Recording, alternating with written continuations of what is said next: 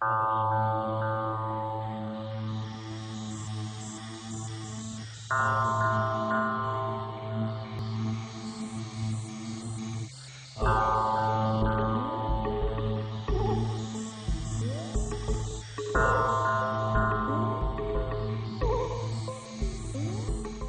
one way to understand a taboo is, like any taboo, it's designed to maintain a certain social stability. That's what the taboo is about. To create a public illusion, an agreement, that we simply won't talk about this because if we talk about it, it will destabilize something. So what would be destabilized here? What would be destabilized if, let's say, just take something like telepathy, for example. If everyone suddenly agreed that telepathy is real, it would probably destabilize everything we know about law, about government secrets, about our own secret thoughts. If we all admitted that telepathy were true, then, well, we don't have any secrets, really. We're connected in ways that are far more fluid than anyone would like to admit. I think this taboo goes through cycles. There were cycles in the 1970s where it became much more open. It was closer to the surface and less taboo to talk about.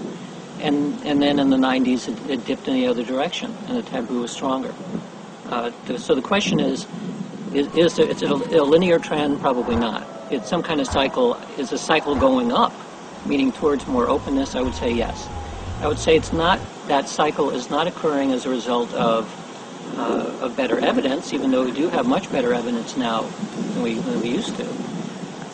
But rather because science in general is going in a direction which is becoming more and more compatible with the idea that these things might be true.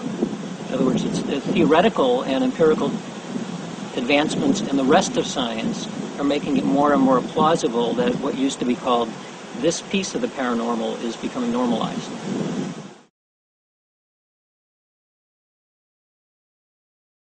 So we can imagine maybe 300 years ago or something like that, when electricity was just first being not really understood but used for things. It tended to be very erratic, it tended to be weak. There are many, many variables that influenced the ability to get like a static effect. So they didn't know that humidity made a difference, for example, or that the material that one material rubbing against another, that they made a difference. They had to discover those empirically. But nevertheless, they were able to show that there were some effects, and it gave rise to enough repeatability so that now we have big power grids all over the place. So where we are right now for psychic effects is roughly like rubbing amber. We know under the right conditions that you rub amber in a certain way and you can get sort of weak, repeatable effects. But what may be different here, though, is, and we don't really know if this is true or not, but what may be different is that there might be an inherent limitation to some psychic effects.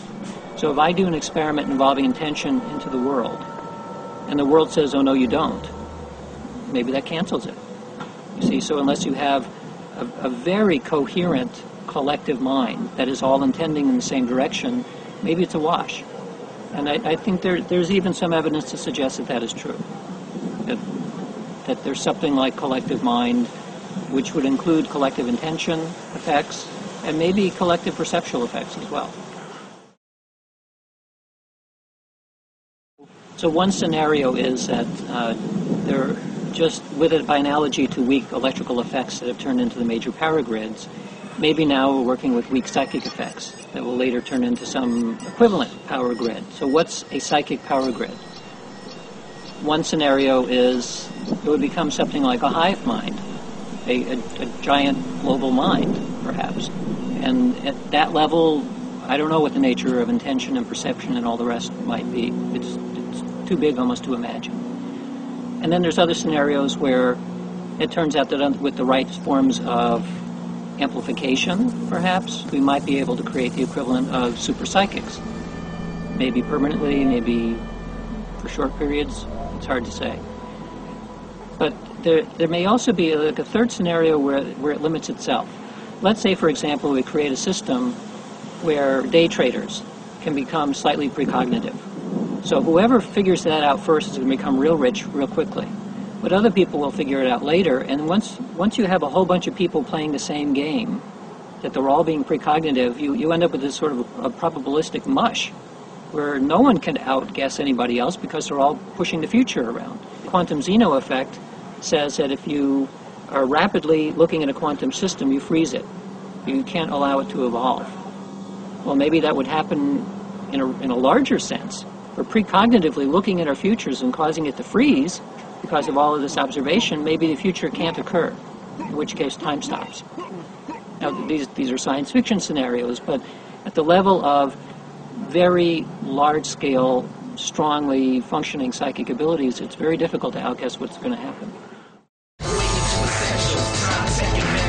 Integrate Earth, recognize potential. Crisis breeds opportunity. Are you waiting to be stable when you make yourself free? Waiting to essential, time, second mental. Integrate Earth, recognize potential. Crisis breeds opportunity. Are you waiting to be stable when you make yourself free?